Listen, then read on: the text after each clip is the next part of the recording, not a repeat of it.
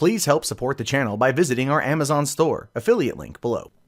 Hey, what's going on, everyone? My name is Matt Jarbo. This is 3 Buck Theater, and Star Wars seems to literally be one of the only things being talked about right now. I know I've been covering it extensively, and this story is no different, but it's not about The Last Jedi. It's about the supposed leak of what we're going to see in the first trailer for Solo, A Star Wars Story. So this is going to be spoilers for that, potentially, we don't know.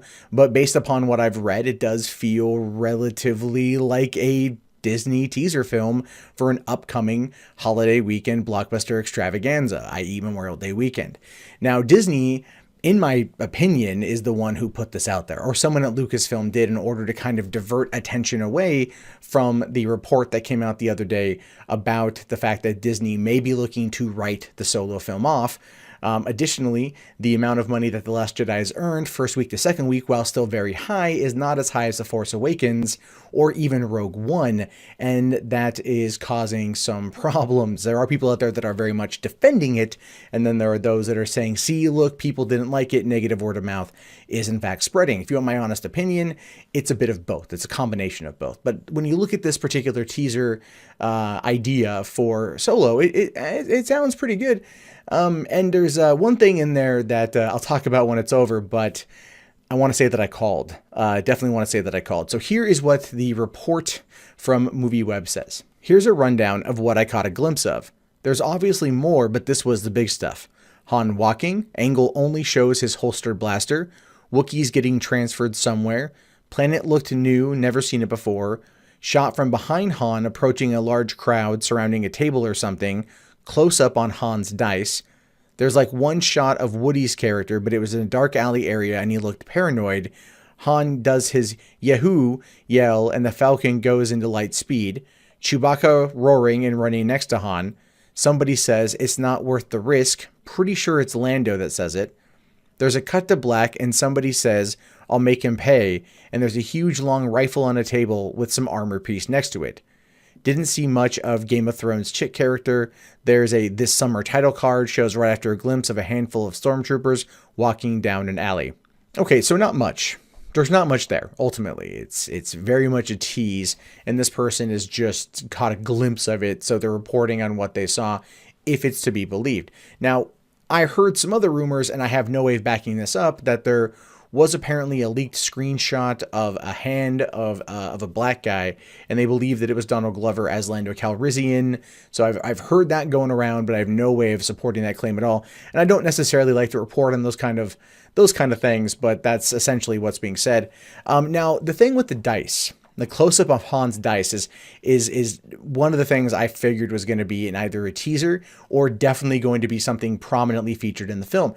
Because when I was watching The Last Jedi and we saw Luke, pull off Han's dice and then later on hand those to Leia, I kept wondering, what was the significance of these dice?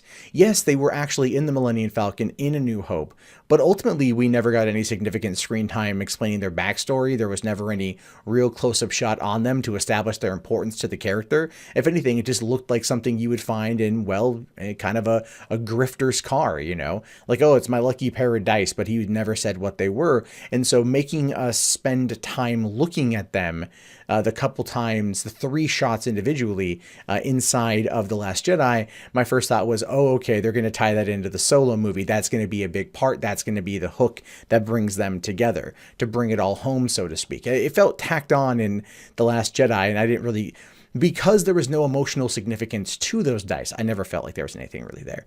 So that's why I think now we're going to get the emotional significance to what those dice are. As for the rest of this, you see like the Wookiees getting transferred somewhere. Obviously, this is when Han is going to end up rescuing Chewie, therefore getting the life debt.